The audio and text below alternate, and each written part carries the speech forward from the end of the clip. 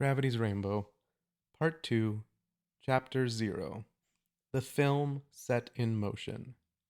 An analysis of Gravity's Rainbow, the title and epigraph of Part 2, Perm au Casino Hermann Goering.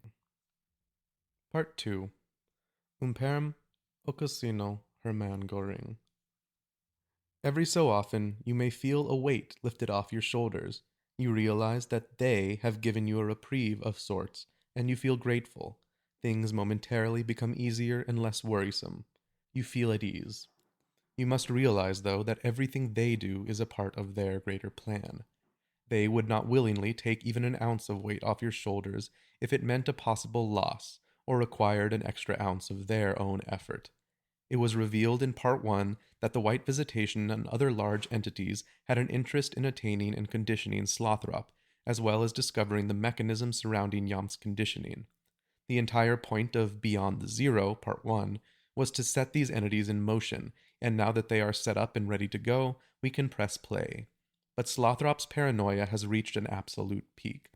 As is often done with us, when the world is going to hell and they have failed to completely mask their true intentions behind their usual methods, he is given that furlough, the Perm of the title, to take his mind off of what may be going on behind the scenes, to let him know that he is free, and that surely there is no one trying to harm him. Though it is not a furlough to just anywhere. It is a furlough to the casino Hermann Goering. The casino, in the grander sense, is a place where the house always wins. And in this case, it is owned, run, and in favor of the Nazi regime. Not to mention that the title is French and the casino is in France, so the Reich is clearly spreading. In all, though the title is a bit less mystical and more literal than Beyond the Zero, we will now begin to see how they hide their plans in the most purportedly normal of places. The epigraph.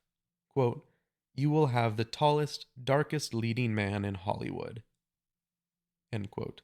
Marion C. Cooper to Fay Wray.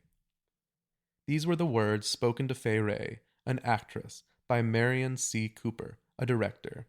Little did she know, the man who he spoke of would be King Kong.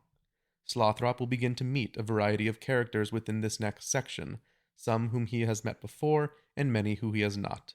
They will all present themselves as one way, but in reality will have their own intentions that have already been set forth by someone higher up, for they are actors, of course. These things go both ways, because though we are typically aware of Slothrop himself being lied to and disillusioned, the quote clearly shows the director speaking to the actor, and the people ready to play their part in the great Slothrop plot are Ray's equivalent.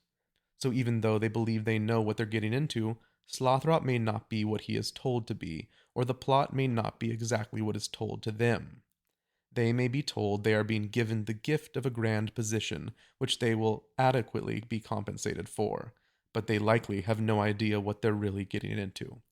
Only the director knows the schematics for what will occur down the line, but any free-thinking mind will be able to catch on to certain oddities placed before it, whether it's actually as obvious as a giant gorilla or something far subtler. That's the end of Part 2, Chapter 0. Next week will be Part 2, Chapter 1. Thank you.